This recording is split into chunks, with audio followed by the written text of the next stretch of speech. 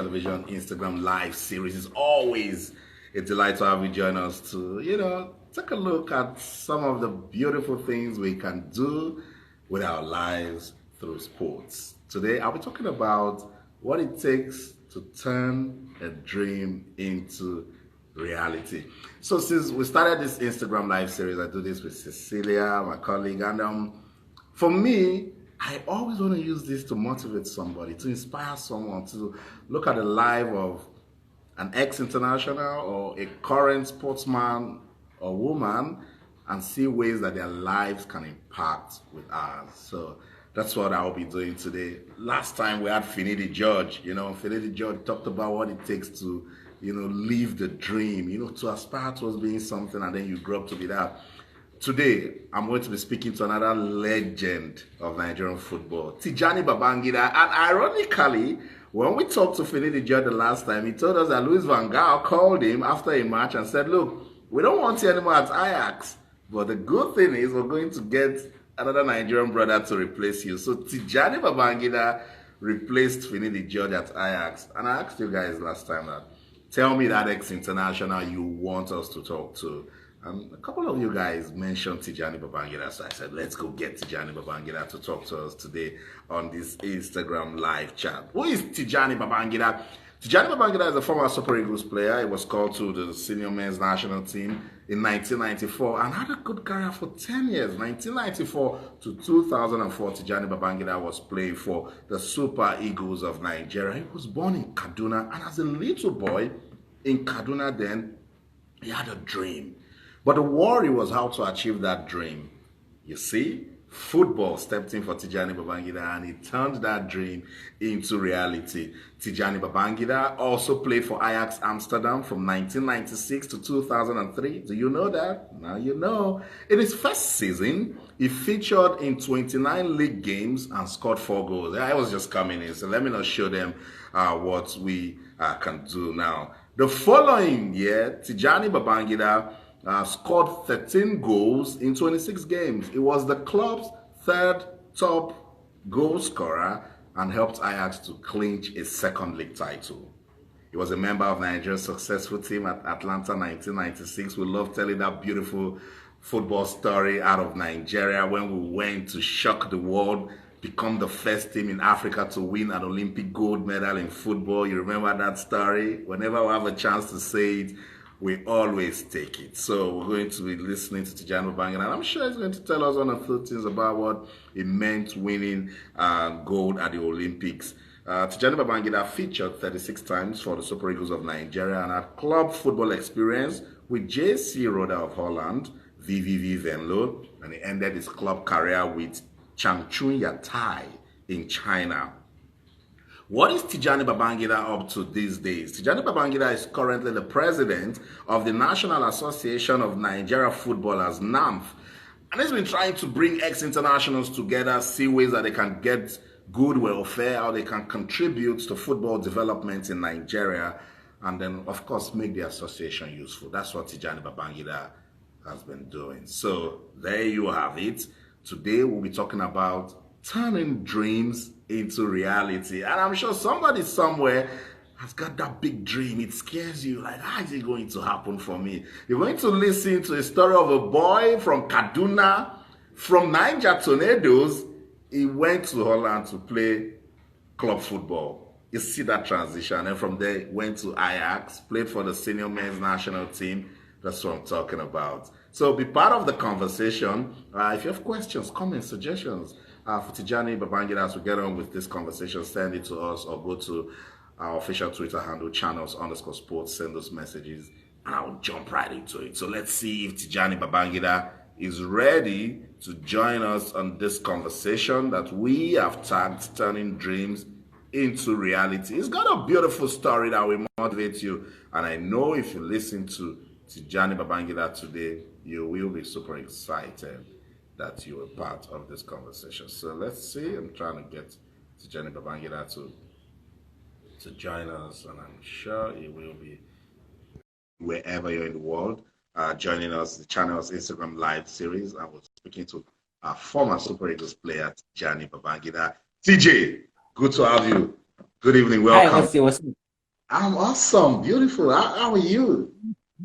Well, I have been listening to you just hitting me and telling old stories and just bringing my memory back. I know. You're like, really, Austin, you said all of these nice things about me. That's your story, and we want to inspire somebody today. Are you in Kaduna? How is Kaduna doing? Kaduna is fine, rainy, it's very nice weather, sweetie here. You have to be here, just cool. You would think you are in Europe. You never see the sun. I know. KD boy, you are 100%. I know. If you have a chance to be in KD, you take it.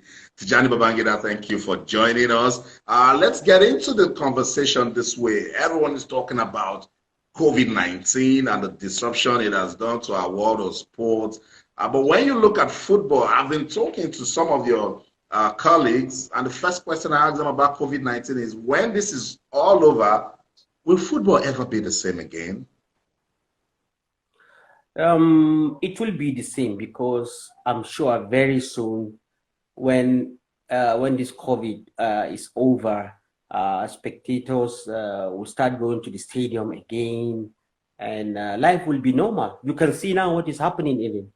Yet today, or yesterday, you can see Liverpool lifting the trophy, and they went to their spectator stand. Nobody there, but they were Yeah. singing for them. It's very funny. This is something that the world will never forget about. You can see it's getting fun. Soon, this season, we are going to start with the crowd in the stadium, I think. So it will be fine. I think there will not be any problem when the football is starting again because they already exhibited it now. Let's hope so, because I try to imagine football without the fans. Did you imagine when you were playing football and all of those dazzling runs? You don't have the fans shouting and rooting for you to go with the ball. You see, what they did now, of course, if you don't see crowd in the stadium, it's like you are training, Mm. really. But for us now watching on TV, you can see that the technology have make them even using some sound when they score a goal. You will never think that there is nobody in the stadium. I was saying, what was happening? Do we have crowd? But when they show it, there's nobody, but they try to use it. Sometimes the sound come late. Sometimes it comes at the right time. But playing ball without crowd, Austin, is really, really not good. It's just like you are in the training pitch. I know. You don't have that flavor. You don't have that team like you are playing a match. No. Let's just hope that everything comes back to normal. What have you been up to with the National Association of Nigerian Footballers? Well, you know, you know, it's a long story. I can stay here with you talking about it for over an hour or two. We can stay here the whole day today talking about it. But the most important thing is we are putting the face front now. We are taking one line because about the division we have in the union. We have two union, two presidents. A lot of issues coming up that is disrupting. Even is disrupting. Even they are not even 100% concentrated to do the problem of the players here because of accusation, because of this, because of that. So for me, we cannot just go on doing things and letting other people aside. We all have to come together into one line. It's very important. Without one line, we cannot move anywhere. And the point here, we have a lot of things to do as the union because it is only the So, TJ, union. I'm struggling to hear you. I think you're probably, you need to let the phone be stable so that we can get to. Can you say something, please? Let's just be sure I can I hear think you. if a call come in, I get a problem with Okay, I can hear you now, but that phone needs to be stable, please, so if that you your can call fans me, can. if you can you connect me back, please? Okay, let me connect you right back so that you will just get that thing started, please. All right. So that's it, guys. Just because I want us to have a proper conversation, let Tijani Babangida put that phone into proper stability, and then we'll get on with the conversation. So you've heard him. We're all talking about COVID-19 and sports. It's been difficult not having the fans at the stands, because the fans just bring that extra vibe that you want to see to football. And I'm sure you guys are already missing going to the stadium to watch football matches or get involved in sporting facilities. But hey, that's the new normal. COVID-19 has said that we should, tweak our ways a little bit and TJ believes that when this is all over, football will bounce back again. Not just football, sports in general will bounce back again.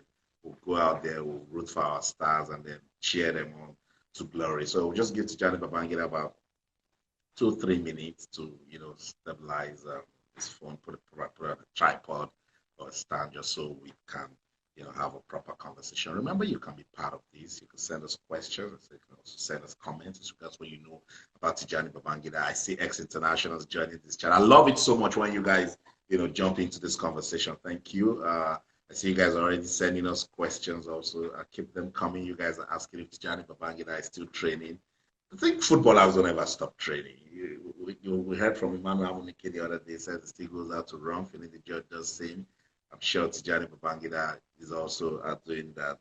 And he has his sons playing football, so Daddy would want to do those runs with them, kick the ball around with them. So I'm sure he's also staying active. So guys, let's try and get Tijani Babangida back into the conversation and properly get into the real gist. See him now, Tijani. Let's get you back into the conversation. TJ, can you guys oh wow, cool. I'm seeing interesting comments, guys. Tijani Babangida, thanks for joining us back on this Instagram live stream. Let's get straight into the conversation now. We want to motivate somebody. Look, we all have dreams, and sometimes we wake up and those dreams scare us. Like, how am I going to achieve this? As a young chap in Kaduna, you had big dreams. Did you ever look at your career and be like, you're going to have the run that you had, particularly in terms of being successful as a footballer? Not at all, really not. I have a dream of becoming a superstar in my state, just in my state. I want to be known. I want people to know me. I want people, when I go out, point at me. And that is how it all started. And I couldn't even play to the team I love in my own city. At that time, was one kids, about them. I couldn't even play there because I was young. I want to come and play. I could not go there. I went to Iowa Textile, from Iowa Textile. I went to Niger to Nigeria. That's how I started there. We was playing with a dream of maybe one day I will be at national level.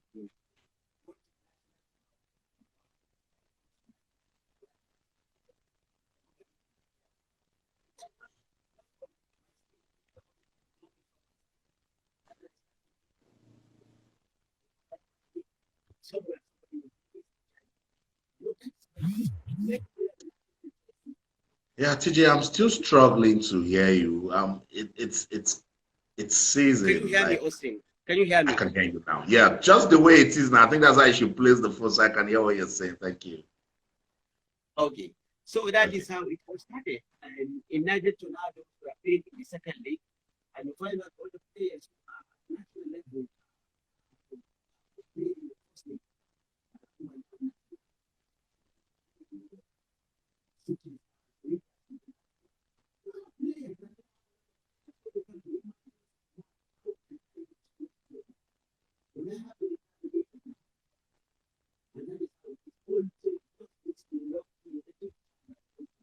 TJ, we're having a problem with the sound. Even the people following are complaining about the audio. Something is wrong.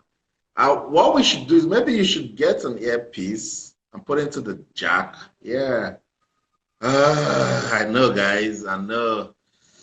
Just issues we get with network. Let's hope that Tijani Babangida will fix that, and then we'll get into the conversation. But I love the way the conversation is going already. Particularly that he said no, it never thought he would go to Ajax. He never thought he will go to get to play for the Super Eagles of Nigeria, and that's what it is with dreams. But he didn't give up, and then it happened for him. That's what it means to turn dreams into reality. Those challenges will come. You will see those obstacles. No. Also, the problem is I have a lot of calls coming in, more especially from WhatsApp. Maybe people are watching me somewhere. So the moment they start calling you, nobody should call Tijani Babangida now. So TJ, what you should do? Yeah, so nobody should call Tijani Babangida now. When they call me, so we have a problem. No, guys, don't call Tijani. Let me go on with our conversation now. Let me just go on. When they call me, I can cut in and I can come back again. Okay, just because we don't want to kill the flow. All right, let's get on with the conversation. Anyway, I was in Niger Tornadoes and I wasn't expecting to be invited at the national team, really, because I was just playing, trying to see that I can make a name so that I can come to Rangers and Shooting Stars, all these topper teams. Uh, Good for me. I was invited by James Peters to come to under 23 for the Cairo 91, if you remember. Many guys will remember this. And that was when I say, wow, me and the national team, my dream that I want to be in the national. You can imagine, I'm not thinking about money. I'm not thinking about going to Europe even at that time. No, let me come and show Nigerians that there is a younger boy from Kaduna State that wants to make a name and want to play for the national team. I was in, that is a dream. Yes. And And I just picked something very interesting now. You didn't do it for money, so it was passion in action. of passion, yes. I want to be known. I want to play for my country. I want my family to sit and watch me on TV, wearing Nigerian jersey and singing the national anthem. That was my dream. And at the National Stadium in Lagos, if I can make it, I said, if I will be in Lagos, I will let people call me.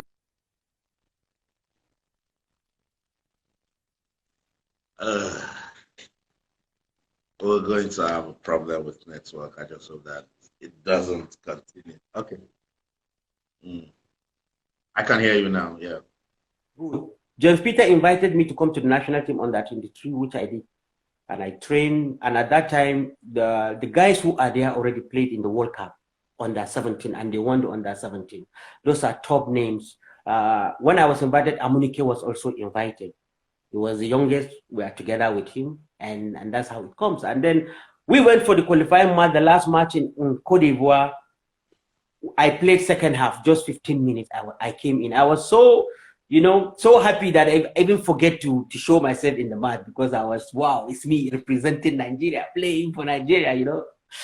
And the second leg was the important one because we had to beat Cote d'Ivoire for Nigeria to qualify for Cairo 91. And that was when the coach told me, you are going to participate in this match. You are going to start. And do you know who is gonna take out of the team? It's Jide Oguntuwase. He's from Lagos. He's a popular guy in Lagos, in Nigerian team under 23 at that time. He can play so good, and I have to replace him, not because he's injured, because the coach wanted to change him and use me in that match. And I can tell you this, we are at Obasanjo's farm in Ota, camping. That's where we camped before. Austin, a day to that match in the morning, you're not going to believe I fall sick. I fall sick. The only person know that I'm sick was my roommate, Yinka Salisu. Okay. He's the only guy. I tell him, Yinka, I'm sick. I don't have appetite. I was shivering in my bed, and we have to come and eat. When we came to the dining with him, I didn't eat. I would say I would take my own to the room. He said, let's tell the doctor. I said, don't tell the doctor. That malaria stayed in my body for 1 day until the day of that match. In the morning, I couldn't sleep. I tell him, the coach have asked me to play this match. I cannot tell James Peters. James Peter is alive. You can call him. What happened? And I said, I'm not going to call James Peter. I have to play this match. This match I must play. If I tell them, they will say, I'm scared. Austin. So, and my dream is coming, and what is going to happen? So the day of the match, we came out to eat just 2 hours to the match. I couldn't eat. I was lean. I lost appetite. There is nothing good with me. And we went into this match. And I swear to God, that day, I was man of the match. I scored 1 goal. I gave a pass to score. Nobody knows me in Nigeria. But after that game, the whole stadium, until almost that bridge of whatever you call it outside the national stadium, people are only shouting of my name. But I tell you, in the night, I couldn't sleep. In the morning, I was crawling out because all the players went out. I crawled from my room to open the door. I was almost dead. I cannot breathe. I was just, I was gasping for air. And when I come out, just crawling, I saw the lady who is cleaning. I wait for her. Please call the coach. And she ran down to call James Peter. They come in and pick me up to the hospital. I didn't know what I was doing until 2 days. And then James Peter was asking me what happened. I tell him I was already sick 2 days before this match. He said, and you didn't tell me. I say, what can I tell you when you already put all hope in me? I have to play such a game. I said, that is how I make my name. So I make my name. I come out to Limelight with that ambition and passion that I must play. That was what happened. And I never forget. And James Peter is there. You can call him one day. He will tell you about this. I love this story. And that's what I want to do. I want everyone watching this to be inspired, to pick something. You had a chance and you took it. Yes. And passion rocks. When you got into that pitch, you had just one mission, and that was to impress, and you did just that. Well done, Tijani Babangida. I love that story. Let's go back to Niger Tornadoes days. What was it? What was football, league football in Nigeria like when you were playing for Niger Tornadoes, and try and compare it to what we have today? It's completely different. You know, I always tell people that before 90s, people just jump into stadium. But then I start to think about what is happening now, the technology we are having. Because before 90s, when you have the FA Cup final, when they play in England, it takes you 2 days to get a tape to watch such a game. But now you can be able to watch the game live. So they come in and take our spectators, they come in and take our money. And then you find that if you can watch the highest football in the world, Real Madrid against playing Barcelona, you are watching one of the toppest football in the world. Are you going to waste your time now going to watch the small team that is playing in the stadium here? You find that though you don't have that time, you are going to watch this thing. So your eyes were open now more than before. Before you come to the stadium, you find out full stadium, 2,000-3,000 people will fill that stadium, and that is how it is. But now, just go to a town now in every football team, ask about a player that is playing in a darling team of that state. They don't even know him. Only very few. But at that time when I was playing, if I go to the market in Mina, I don't pay for my groceries. If I enter a taxi, sometimes I don't even pay. And that is when they are calling me Okada. You know, not Okada. You know this J5 car, the J5 bus. When J5 comes out 1990, so they always call me J5 in Niger State. So anybody who calls me J5, I know it's from Niger State. So that is when everybody would troop to the stadium just to watch me. And at that time, even I wasn't even a regular player. Can you imagine? They always use me second half. And then the whole stadium would start jumping and shouting, J5, J5, J5. So when I enter a penalty, because of my speed, and I'm going to dribble you in the 16, and you're going to hit me, and the penalty will come. So I'm already a killer in Niger State. That is the life of me now.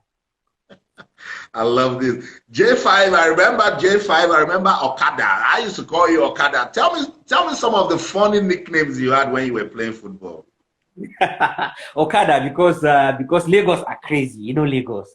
And you know how the Okadas drive in Lagos. So I don't know, they think that because where I run, I dribble, they just put me Okada. So if you come to Lagos, just call Okada, 90s. Everybody knows Okada. Till today, people are calling me Okada. It's a very funny name, you know. I've been tempted to call you Okada a lot, even with this interview, but I've just been behaving and I've been staying with TJ, you know, but Okada always comes to mind. I love what you just said about the league, and we hope that we'll take our league football back to those glory days, because it was really good in the 90s. I always wonder, TJ, how did we get it wrong? What's going on? How did we get to what? How did we get it wrong? How did we get it wrong with league football in Nigeria? Well, a lot. Because first of all, about players salaries. I always tell the younger ones who go to other countries, small countries, to play football. I will tell them, listen, in Nigeria, if you are good, you can earn more than what you are earning there. But most players, they think going professional is football, that you have to be professional, even if you are in Niger Republic here, or even if you are in Cotonou, or you find yourself in one small Eastern European nation, that they are so poor, even more poorer than Niger Republic here. And you find that our people will still go there just to be called professional because I'm going out of the country. A Nigerian player can earn, there are some that are earning 1 million naira. There are some that are earning 700,000 naira. And I can tell you that these boys, they earn this money every month. If our money is not down, you are talking of $3,000. These boys, when they go to this Eastern country, they are getting less than $1,000, and they will be happy that they are in the country. So the point here is other clubs are not paying salary. That is the problem. And that's why you see some players get fed up, and that ambition. They don't have that ambition of trying to make a name for themselves first. All the ambition, they think, I see Mikel Obi is driving one Porsche, me too, I had to drive that Porsche. Are you guys the same? Is our fingers equal? And then I see Ahmed Mutau, I see Moses Simon, I see who Igalo. Igalo, when we were playing, Igalo was a ball boy in Lagos. Did he think that he has to go high and do? Your time will come. So if we got it right, or if we got it wrong, the boys also have to understand they have to take it step by step. Wherever you find yourself, they find me in the village in Niger State. So they can find me anywhere. Even if you are in Maiduguri, Sambisa Forest, they will still find you when you are good. The time will come when they will find you. So I think that the administration also, they will be doing very well if they get the money, try to pay our players. If we pay the players, I think that we will get it right. This is really valuable words you're telling us. And I just hope that our current administrators will put words into action. We need to do more in terms of player welfare. We need to up the game as regards infrastructure development, because that's why you see in Nigeria will go to Vietnam to go and play football. I'm telling you, yes, Vietnam to play football, Angola here to play football, Angola. Yeah. Come on. No. They go to Libya, they go to Syria, they go everywhere to play football. Yes. Okay, we just hope that we get our football back to those glory days. Let's talk about life at the Super Eagles some more before we get into club football. I want you to tell me the actual feeling, TJ, when you got that call up that you're going to play for the Super Eagles of Nigeria. Well, the first calling, Austin, was after Cairo 91. Okay. And then Westhoff invited me and Amunike for Senegal 92. That was my first call. And I couldn't believe my eyes, because what happened already in Cairo comes so fast to me that within 3 to 4 months, from nobody, I become somebody and I become a professional. Within 3 to 4 months. From a second team player in Niger Tornadoes, not in Rangers or Shooting Stars. From a second team player in Niger Tornadoes to a regular in under 23, and then to a call up with Super Eagles, with Stephen Keshi, with Rashidi Yakini, with Finidi George, with all these guys. Within 3 months, I just find myself with them. So it's something that you cannot even imagine. I was with them, Ben Eroha, Aloy Agu, all this one. We went to Papendal with them. I know I'm not going to that Nation Cup, but that alone, that experience, that is what we are missing in the Super Eagles now. Calling those younger players who are playing even in Nigeria local league, to bring them up to mix with their idols, with those top players. Oh my God! You will say, let me show them, let me show who I am to them, and that was what happened. But the main one, I can say, I'm already of age. That was 94. And you find out that I'm sure you are coming to talk about the club football, because from 1992 to that 94, I was already making my name in Europe. I was hot in Holland. And if you remember Super Sport at that time, when you are watching, was it Super Sport? What do you call it? Euro goals. When you are watching Euro goals at that time, you will be seeing me. So when the call came, it's supposed to come during the Nation Cup 1994 in Tunisia. But it didn't come because of the problem I was having with Westhoff at that time. It was a very big and long story. I wasn't invited. And I know if I'd been to that World Cup 94, because I'm together with Emmanuel Amuniki, we're going to do the same. Even though Finidi was so good at that time, but I was always waiting for my chance. Just if I get that chance, I'm going to do something in that Nation Cup. But I couldn't. So after the Nation Cup, they attack Westhoff in Holland when he comes up, because he's a Dutchman. They say, how come you cannot take Tijani to the national team in Tunisia? He said, yeah, we have Finidi. Where they say, no, that's not an excuse. You have to invite him, because you cannot just leave such a player. So you see, if I just say I'm just going to be like a Nigerian, just stay, they don't call me in Nigeria because they are discriminating me because of, show it in your club side. That's It will right. show, it will bounce back to them. And that was what happened. So live on TV, I was watching in my house. They were questioning Westhoff. He have nothing to say until that day. He told them, "I'm inviting him for the World Cup." So I'm one of the first players even assured that he's going to invite him, even though I wasn't going to that World Cup '94. So I was so happy when it comes. The invitation came. I know I'm not going to the World Cup, but I know I'm going there because I was of age. I was happy.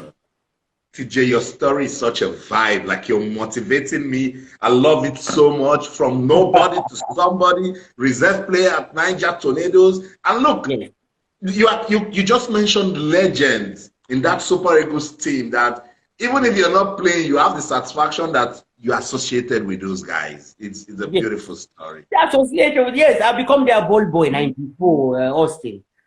After the football, I took their balls, I copy everything, I put it and take it inside. I follow them. I follow them and they like me. All of them till today, Asam Sunsiasia, Eguavon, all of them. They like me immediately. So that's how it is. I saw them, they are my idols. I saw them that I want to be like them. I want to even pass them. At the end of the day, even in Europe, they know me more than 60% of that team. I know. Well done, TJ. Well done. I love this story. But tell me, how did you feel when you missed out of the 1994 World Cup? That's a good. You are bringing my memory back now. Let me tell you that the moment I arrived in camp, Westhoff told me, "You are not going to this World Cup, and you know my problem with you." I say, "Yes, I cannot. I may not go to the World Cup, but you are not going to stay long in Nigeria as well." You told him that? I swear to God, I did tell him. I'm a Nigerian that no matter how, one day they will invite me back at the national team. He dropped Taribo West. And Taribo West went to his room in the morning, or was it in the night?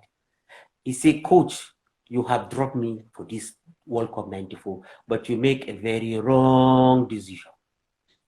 Taribo told him. And that's how Taribo goes. And all the players they invited left, only me and Kanu remains. Kanu was a younger player. So they dropped Kanu as well. That Kanu should go. He cannot go to that World Cup. But me, Austin, I swear to Almighty God, I say now I'll show. I'm always fighting when they are always against me. For example, I made my name in Super Eagles, not as a regular player, but as a reserve. And today, if you are going to call legend in Nigeria, you must call about it. Because always if they say Tijani, Babangida, stand up. If I go there, I will score, I'll give a score. So it doesn't matter. So that was what happened in this '94. And what happened is, they were playing friendly matches. We go to Spain, we go to here, we go to there. I didn't discuss, I was just following them. I said, the moment we go to Nigeria, I'm going to collect my passport. I will go home to Kaduna. I will just lay, and I already planned how I'm going to watch that World Cup. Rashid Ekini was my roommate at that time, you know. May his soul rest in peace.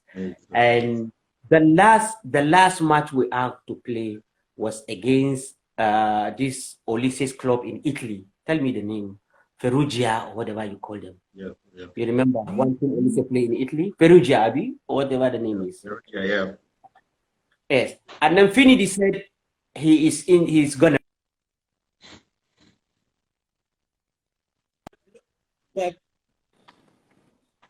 But can you hear me? Are you hearing me?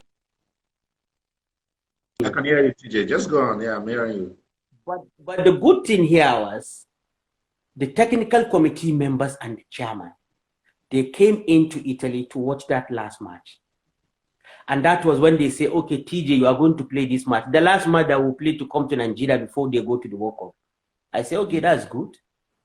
The moment they start that game, I start dribble those Italians, going and moving, I'm enjoying my game.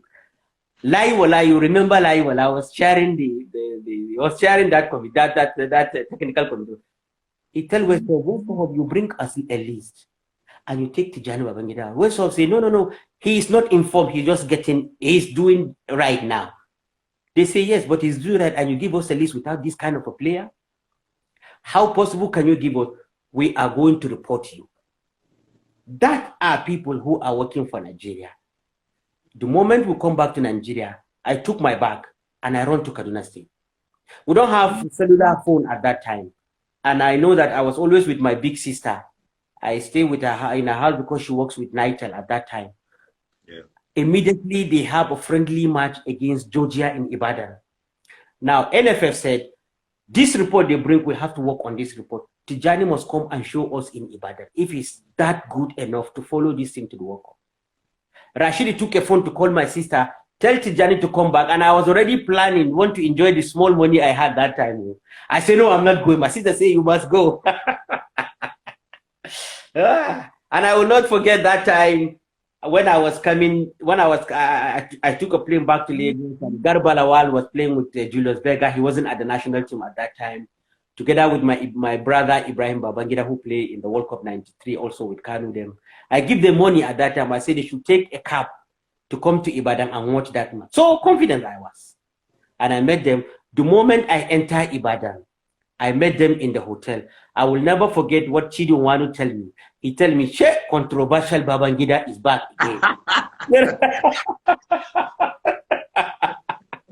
I didn't talk to them. I went to Rashidi's room. Rashidi keep a room for me. I went to his room. He gave me the JC. I get ready and we come out. And like always, like I told you, I was benched again on that match. Second half, they said Tijani stand up because the committee are waiting for me to come into the pitch. The moment we are even losing that match, I think 1-0 or we are 1-1 second half when I came in. Austin, I didn't score that day, but if you see the game I played that day, I become the man of the match for only the 45 minutes I play. And I can never remember in Adam and Sigba Stadium until we leave that stadium to our hotel, all I was hearing was, Babangida, you must go. It's unbelievable. So the whole nation, we are shouting, and it has to go through the presidency at that time. Because I was so good, they say, how come you guys dropped this? And they already sent the name to FIFA. They commanded NFF at that time. So TJ, I'm having problems again. Your video is freezing, so sadly you have to go off again and then come back again. So we'll continue the conversation. Just when we're getting into this conversation, well, let's see. We'll bring back to Tijani Babangida, and I'm loving the story. I hope you guys are enjoying the conversation also, particularly the motivational part of it, because that's what I want us to get out of this, turning dreams into reality. It went through a lot of challenges, it went through a lot of obstacles, but yeah, back. Okay, we're glad to have you back. So just continue where you stopped. So that's how it happens. And then I come with the team that night back to Lagos, but they have to leave that night because they already have their own visa. And then they say, okay, now I have to stay with one of the members to take my visa. After 2-3 days, I will fly to meet them in America. That's how they forced to take me to America as number 23 man team. Without the registration, I went to America. And I can tell you, I could have made my name on 94 in that World Cup, from the Nation Cup and that World Cup. If Amunike would score in that World Cup, I would score in that World Cup. I know for sure. And that is how it is. I was sitting on the bench. I was sitting on the tribune. And that's how the World Cup goes, without me playing. But I will never forget when Rashidi was abusing me. That look at me, I just come here, they collect free money. They eat the food. I know the thing. What sort of teammate was Rashidi Yekini? What sort of relationship? Rashidi, he's senior us, he's ahead of us, but we grew up in the same area in Kaduna State. So I knew him way back in Kaduna State. We grew up together, going to the same local football team before he joined UNTR. So it's a good friend that Rashidi can make you laugh today, or if Rashidi is with you, he will laugh a lot. And one thing with Rashidi, if the moment Rashidi don't like you, he will don't hide. He will tell you direct, you leave him. He don't want to talk to you. That's Rashidi. But if he's in a good mood, he will joke you and do whatever and laugh and laugh and laugh. I remember when he wants to go and collect the money, I won't even go. He will go and collect the match bonus, and then he will collect my match bonus, then he will come. That time there was a reggae music coming out. And then when he came inside, he will be dancing that reggae. If you see the dancing, They dance, they dance. Me, I was so angry. And he will and he will be dancing, holding the money, you know. And then he have one bag like this. He put all the money inside. Then he will tell me, useless boy, you see, I go collect your money. You didn't play much. Now we play, we even score, you never play. And they're giving you the same bonus the way they give me. I'll say, hold on. I don't have to hold it. You know? We miss him. God bless his soul. He's an absolute football legend of Nigeria. We miss him so. And really, that day when he scored that goal, he entered the net. I tell him, Rashid, what are you doing? What are you doing in that net? What are you saying in that net? And I remember he was saying, I was crying, just calling God. There is nothing I was saying. I was saying, God, thank you. Oh, God, thank you. I can't be laughing. I say, so you don't know anything to talk. It's only that. He say, what can I say? So that was what he was saying. And he told me, and I was happy for him. Oh, beautiful. So 1994, it didn't happen for you at the World Cup. 1995, you were doing well with club football. 1996, Atlanta Olympics. TJ, that must be a turning point for you also in your football career.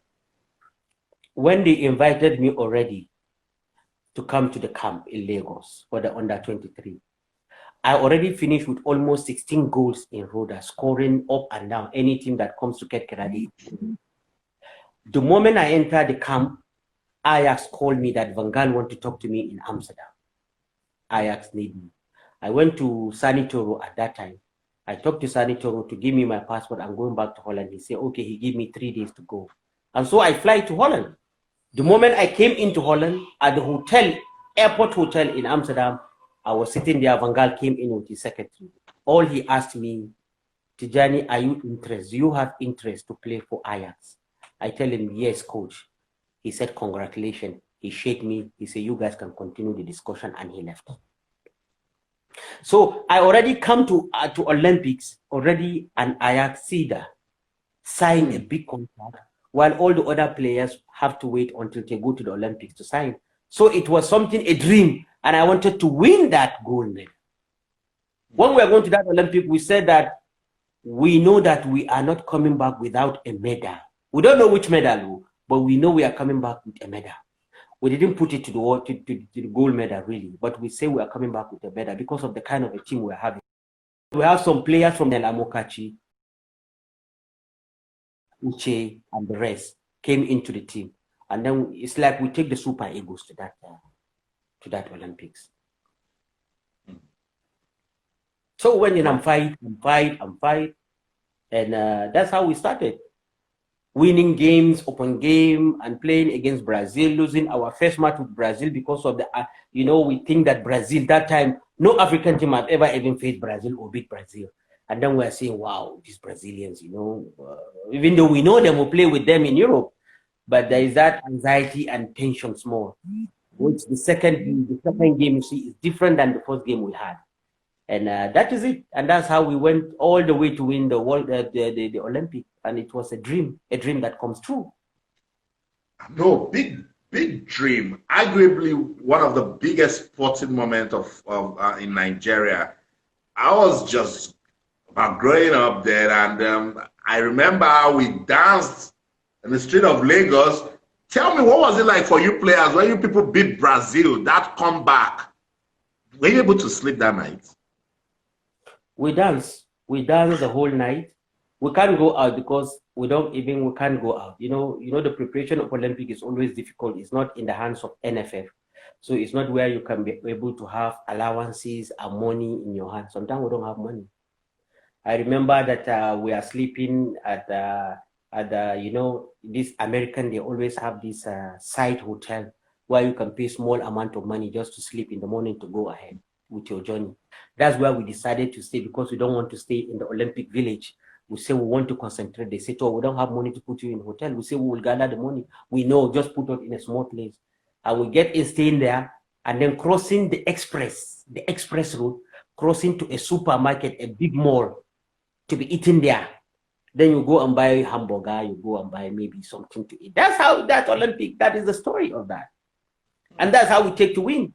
Without the money, without even our credit card at that time, because we are playing in Europe, American, we are rejecting our credit cards.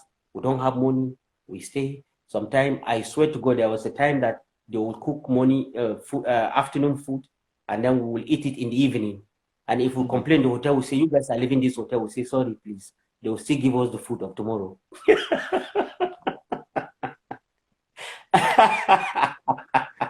DJ, you are rolling back the years, and I mean, it's nostalgia. A lot of persons following this conversation, they are dropping beautiful comments. But tell me, what was the secret of that Atlanta 1996 victory, particularly the team? What was it that banded you guys together for victory?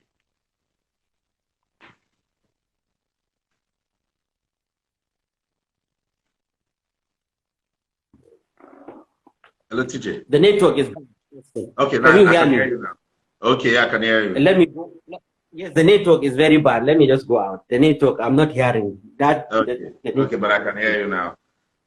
I will just get past Atlanta 1996, and then we will. But I want you to be in a place where there's light, so I can, you know. Okay, talk to me now.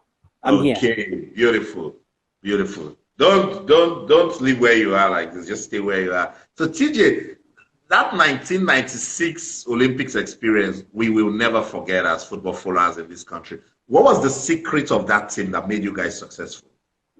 Well, you see, we are all those players are of age, and we want new club, because at that time we started playing.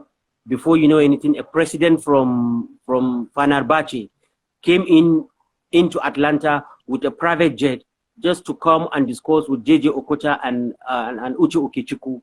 And before you know anything, Kanu, they flew in. Inter Milan want to speak with Kanu. And before you know anything, a plane flew in. They want to talk to Daniel Amokachi. We just saw ourselves, and I was laughing because I already signed my own contract at that time, even before them.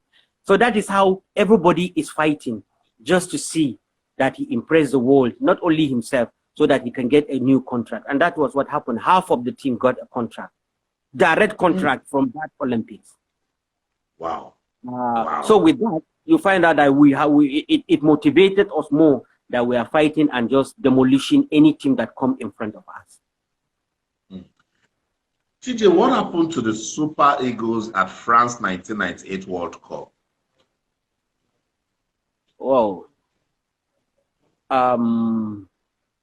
I can assure you that I can tell you the truth that the game we played against Denmark, we underrated them. We were thinking of Brazil, because Brazil said this is the stage where they are going to revenge that defeat we give them in Atlanta. And then we are saying to ourselves, thank God we are going to meet in the World Cup with Brazil, when we have Denmark tomorrow to play. And then we are saying, yes, now we will come out and meet Brazil. Let's prepare for them. Let's go and fight them while Brian Laudrup is waiting for us. And that was what happened. And we get into that game. We couldn't, it just, shock of awe, the one Americans say, shock of awe. The one that you just wake up in the morning, you think, is anything happened yesterday? You are surprised. Did anything happen yesterday? Did I play a game yesterday? That was what happened. Really, and that was it. Even me scoring in that game, because it's a big dream for a player to score in a World Cup. There is no any stage you can exhibit whatever you have than World Cup. For you to be able to score and put yourself into history of football, because scoring in the World Cup is putting you into history of football. And now I score without even a jubilate, but I jubilate inside my heart, because I was so happy. I say, yes, today I have reached the highest where I can reach in football, but we are going down with 4, and I know we're not going to come back. It's not going to be Atlanta this time around. TJ, when you scored that goal, I mean, you're a footballer, a professional. Did you believe that you guys could come back at 4-1? It's very difficult, because the time, to be beating 4 is not easy. You are beating 4 to a team that you think you don't deserve to be beaten, a team that you think that they are not up to your standard. Let me tell you, when they are making when they are putting this in during the pictures of the World Cup, we were in Amsterdam with Brian Laudrup. When they loaded us against Denmark, he said that is the only team that we think we are going to have problem in our group. I think Nigeria are going to beat us. And me and Olu say we are there, we are laughing because we know we are going to beat them, but we didn't know the agenda, what he has. He will think inside him that we will show these Africans really. And that is what happened. Very unfortunate. If we lose against any team, it won't be against Denmark. I agree against Brazil that time. But Denmark, I believe if they had put the game the next day, Denmark are not going to escape us. But it's the game. We were beaten. Thoroughly, we are beaten. I know. Even just hearing the story now, I know that match broke a lot of Nigerian bones. You know? Even we ourselves, even me with my goal. I was supposed to be the happiest man that day, but at least no, I was down really. I know, it was a painful experience. But we move, and let's move to AFCON 2000. It was right here in Lagos. I was at the stadium for that final. We thought we were in a good position to beat Cameroon. TJ, what happened on that final day? JJ was injured in the quarter. JJ was suspended or injured in the semi-finals, and he cannot play. And of course, I started as a bench warmer, just like always. But after only 2 matches, I become a regular player in the Nation Cup 2000. I play fully against Cameroon, against Morocco. I play fully against Senegal. I was only substituted later. And then I came in to play against South Africa, second one again, which Bomfrey Joe changes my position, if you remember. And then he brought me to play from the 11th side, and I was so annoyed and angry because I think I can play my easy football and just pass and go and do my actions, and if I score good or bad. And then now in front of Lagos that believe that they know football better than any other person, and you put me to play 11, and my left leg is bad. At that time, I cannot do anything with it. And now you want me to come in so that Lagos will lynch me. I said, no. I went to Keshi's room. I went to Keshi's room. I say, Skipo, he say, yes. I say, look at this man. I always play my game from the right. Now he wants to put me from the left. Please, let's go. Let's go and take him. Keshi say, let's go to his room. Keshi took me to Bomfrey room. We went to Bomfrey. We knocked the door. He tell us, come inside. We come inside. We see Keshi said, Coach, Tijani bring a complaint. So I say, I should let you know. He said, what is the complaint? He said, please, if you can bring him back to the right side because he thinks that's where he can play better. So maybe take him from the left side. He said, okay, Keshi, is that what you come with? He said, yes. He said, okay, stand up and leave my room. He drive us away. He drive us away. And he came in and meet me at the swimming pool that night. And he meet Daniel Amokachi. Me and Daniel Amokachi were sitting because I was then married with Daniel Amokachi's wife's sister. He said to Daniel, if Tijani didn't score tomorrow, then let him marry that lady. He's a bad player. He said that. So confident he was. And it becomes one of the fastest Nation Cup in history. 30 seconds, that is what I'm thinking. I score a goal and I score another second goal. So he become big. But then in the final, come back JG. So they have to change the team. So they changes the team also maybe to confuse Cameroon small. Yeah. Out. And Julius Agahua was left out. And surprisingly, he used this guy playing in South Africa, if I can remember his name. You don't Induka Chuku or whatever. Perfect. And then he changed the team. Nduke come in, JJ come in with JJ. Of course, he's a good player. He even scored 2 goals that day. And the team was changed. And very unfortunate. I can tell you we will beat Cameroon in that second half. Go and watch the team. Go and watch the tape. Go and watch the second half of that extra time. I came in second half, but then I missed the extra time. And you can see there is a ball I give Victor Ikpeba. I don't know how Victor, he himself cannot even think how he missed that ball. It's a header. It's just a ball coming. Just like the one I gave Kanu when he scored against Liberia in Port Harcourt, if you remember. That was it. But Victor is coming from the other side, and he hit the ball with his head. That ball goes out. We couldn't believe it. That could have been the final knockout with Cameroon. And then I have this chance also, just like 3 minutes to the end of the match. I take this boy just in the middle of the 6. I pull him like I'm pulling outside. I hit the ball to the net. And luckily for that keeper, he passes, the ball is going to the net, he touches and the ball goes off. That I could have been one of the biggest heroes in Nation Cup history. I was thinking I will surprise Cameroon that day with that goal, and I couldn't score. and that penalty came. Yeah. And Victor Ball is a goal, but they disallow it.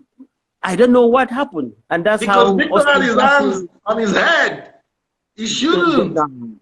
With technology, if we have this technology now, they will bring everything. We have VR, we have this. We're gonna stop this thing, man. It's a clean goal. Cameroon are out. Cameroon, they are lucky. And let me tell you, that team, even Roger Miller's team, are not going to say they are better than that generation of a team. Cameroon will stay very long time before they gather such players at that generation. And that generation was supposed to beat them, but we couldn't. So now, my generation, apart from JJ, Mokachi, and Finidi, that won the Nation Cup in Tunisia, all the other players you can see, we could have been with, at least by now, I could have been with the three Nation Cup medals in my hand. Yeah. But what I end up, why I would tell the world, is because Nigeria were suspended from 96 until 2000, about 3 Nation Cup. Yeah. Nigeria was suspended. We cannot go. And that is the time that we are of age. That was the time that any team, every country are scared of us. That was the time that we are going to win South Africa, win Cameroon. Anybody cannot stand us. But then we have to wait until 2000. While 2000, we came to that Nation Cup with Daniel Amokachi, Inju, Amunike.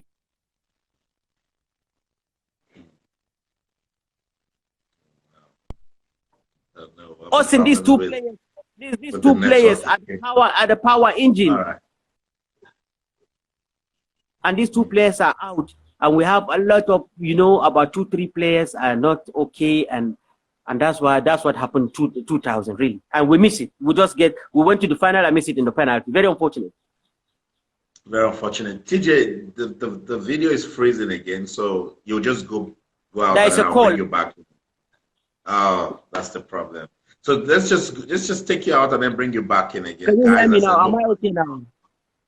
Yeah, nobody should call Tijani Babangida again. We just want to have fun listening to this story, rolling back the years. And I'm having so much fun. I'm sure you're having the same. But the objective is to tell you that you can actually turn those dreams into reality. And that's what Tijani Babangida's story has been confirming. So we're about to wrap up this conversation now. I just have one more question for Tijani Babangida, and then we'll get into the quick fire. So TJ, let's wrap up this conversation. You're a Super Eagles legend, 10 active years. You've been there, done that. When you look at this current Super Eagles team, how much confidence do you have in them that they can actually bring success to football in Nigeria? Well, you see, we have in this generation, don't forget, people are always calling our generation the golden generation. It's very difficult for you. You have to be very lucky to have such player in one generation. To have player like Kanu Nwankwo, to have player like JJ Okocha, to have engine power like Daniel Amokachi, to have a powerful player like Victor Ikpeba, like Emmanuel Amunike, to have Mutiu Adepoju, to have Rashid Yekini, to have, I can call on. These players are top. I'm playing with Ajax Amsterdam. JJ is playing with Fenerbahce. Omokachi is in Besiktas. Kanu Nwankwo is in Milan. Taribo is in AC Milan. Mention them. Amunike is in Barcelona. So now, mention top Nigerian players who are playing in the top leagues or top teams. You can imagine that time. So I want people to have clear view what had happened even that time, why we are so special and people are talking too much about that team. If you can be able to conquer Europe at that time, there is no top team in Europe that a Nigerian is not a regular player there. Monaco, Victor Ikpeba, Cole, everywhere we are there. So that is the difference with the team we are having now. When you have a player, of course, in the league, if you are in England, it's a top league. If you are in French, it's a top league. If you are in Spanish league, it's a top team. If you are in Italy, it's a top team. If you start taking players from Israel, start taking players in China, start taking players in a lower country, that means that player also is getting more lower than the top players in Europe. Many people may not agree with me with what I'm saying, but of course that is my own thinking. And if you see, even in this CAF award or whatever, they will never go and take a player from Israel to give him a CAF award winner.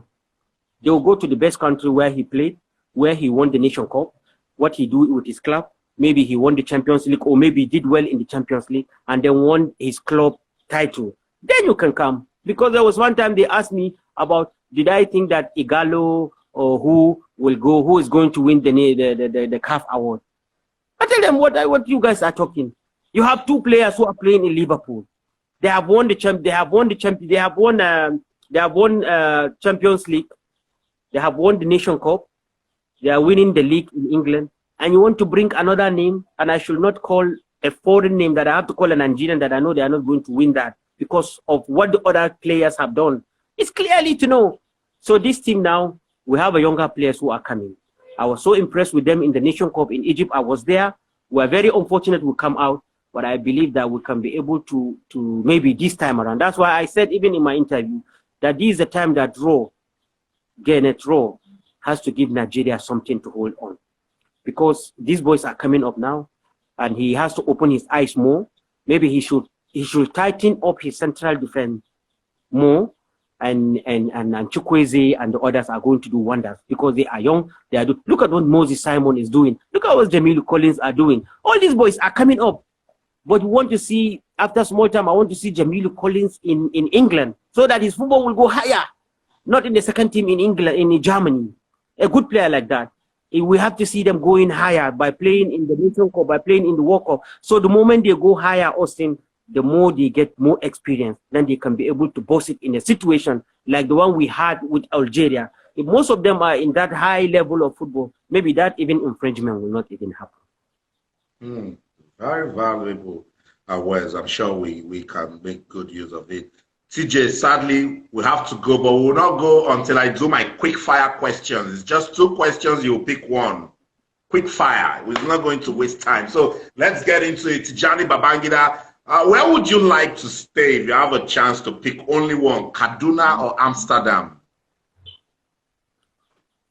Austin, I'm a European citizen. I have a European passport, but I hide it. I don't know even where the passport is. I come back to Kaduna with all the trouble of Nigeria. I love my city. So that's Kaduna. We'll keep that. Yeah. Louis Van Gaal or Bonfrey Joe? Whoa. Whoa.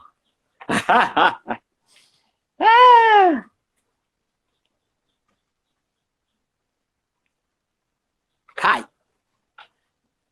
In the world of football, you cannot compare Van Gaal with Bonfrey Joe because Van Gaal has won the Champions League. Van Gaal have coaches top European team, while Bonfrey is only coaching the national team. And apart from the national team, he didn't go that far. So I think it's not even fair enough for you, Austin, to ask me this kind of a question. So no, you can't play me. Don't even try that, CJ. Yes, but look at the answer I gave you now. You can see that this. So in sport, we have CV in sport. Your CV count a lot. So you have to look for a CV. Now, if you come, we are looking for a coach to coach Nigeria or any top European team. If a coach like Van Gaal come, bring his CV. Yeah, what are you going to say about his CV? I'm just asking. Babangida have got relationship with these two men. Just pick one: Louis Van Gaal or Bonfrey Joe. Van Gaal. Van Gaal. What are you talking? Let's move on. Spanish La Liga or English Premier League? English. English Premier League. Messi or Ronaldo? Messi. Messi is from another planet. Messi is from. Don't even try it. Don't try it. Don't try it. So Messi any day, all day, every day. Messi. Messi, there is no player like Messi. There's no player like Messi. So for Tijani Babangida, that's the greatest of all. Yes, for Tijani Babangida, you know, footballers, everybody get his own, the one he likes. Not that I like Messi, but what Messi is doing with football is unbelievable. Yeah, beautiful. Unbelievable. Austin, JJ Okocha or Ronaldinho? Ronaldinho. You played with JJ and he's got some magic. Ronaldinho is from another planet. You have to see Ronaldinho. I know, but I like what I'm doing to you. Manchester United or Arsenal? I'm not a fan of any of these teams. You pick one. I pick one. You have to pick one. You know, Nigerians now, all what they know is Arsenal because of Kanu at that time, the good days. So Kanu diverted a lot of Nigeria and Rona leave them and they are suffering now. Manchester United. Okay, Manchester United. Pep Guardiola or Jose Mourinho?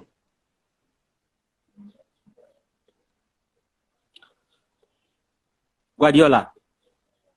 Guardiola. Why Guardiola? Guardiola, the kind of football Guardiola play is the highest level of football. We started that football in Holland. They call it total football. It was introduced by Rinus Michel, and then and Johan Cruyff picked it up, and Ajax started playing it. Affinity played, I played, and then they took that concept to Barcelona. That is a football you can always enjoy. The keeper, if you like, come with the whole 10 player into the half of the city. They are going to play the ball with the difficulties, get it back to the keeper, and play like a ball position football and take it out. They will never play it high. That is the high level of football you can see City are playing. Wow. A keeper will take it. He's not going to play it hard. With all the pressure you come with, they are going to play it. Just put City game one day. You tell me, TG, tell me about this. It's unbelievable what they are doing. That's why sometimes they make one mistake and they score. One Argentine midfield, what is his name? He make one or two mistakes sometimes, but they are still going to play that ball no matter the difficulties in that area. No team can play that. Yeah, I love that breakdown. Mourinho is kind of a defense man. He will spoil the game. He's a good coach. He have achieved a lot, but at least sometimes his system I don't want to lose, so let me fight and get a draw even. Yeah, I'll pack the bus. Okay. Champions League or World Cup? What do you say? Champions League or World Cup? The World Cup is the highest stage of football. Only very few players can play World Cup. World Cup. For you, these are two painful experiences for you, but which one would you pick? France 1998 or AFCON 2000? AFCON. AFCON 2000. It's in front of our crowd. It's in front of our president. We cried like babies in the stadium that day. That's the highest disappointment I can have in football. In front of my fans, I cannot give them that nation cup that they didn't see for a very long time. No, we cried. That disappointment is the highest. TJ, I must say thank you so much. I know you know if you leave me, we'll keep talking till 10 p.m. Thank you so much. We've had so much fun listening to your story, and I'm sure a lot of persons are inspired. I want you to stay focused. I love what you're doing with NAMF. We'll support you, and I know that you'll take football in Nigeria to beautiful places. Thank you so much. Yes. Thank you. Awesome. Thank you guys for watching.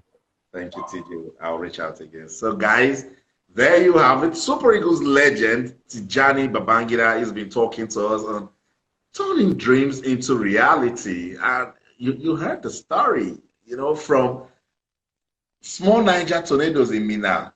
He grew up in Kaduna, went all the way to play for Ajax, play for VVV Venlo, represented the Super Eagles of Nigeria, and he never gave up. He was even most times a substitute, but he kept pushing. He said he moved from nobody to somebody. He said he had mentors, he had models, he followed them. He wasn't discouraged that things weren't happening for him. That's how to turn dreams into reality. So I'm sure somebody is motivated today. Thank you so much for doing this with me. I'm Austin Okonakman. We'll be back again on this Instagram live series. Probably my colleague Cecilia Omogbe, or I'll come back at some time next week. But tell me that Super Eagles legend that you want us to talk to. Go to the comment section. Talk to us. We'll be right back again. We'll see you. Take care. Have fun. Keep winning. And hey, stay safe. Bye.